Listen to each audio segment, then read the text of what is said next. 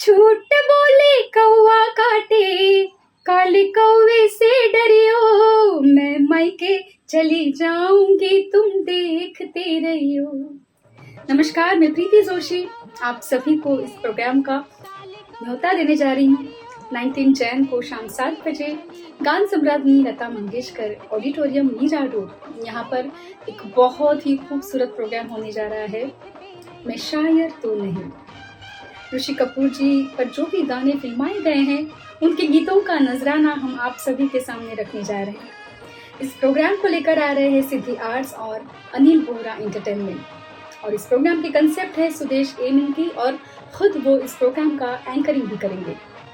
इस प्रोग्राम में सिंगर्स हैं सर्वेश मिश्रा जी, राजेश अय्यर और गुल सक्सेना, मधुरा देशपांडे और मैं। इस पूरे प्रोग्राम को कंडक्ट करेंगे राजेश पवार जी, और इसका साउंड है नीतीश पंसे जी का।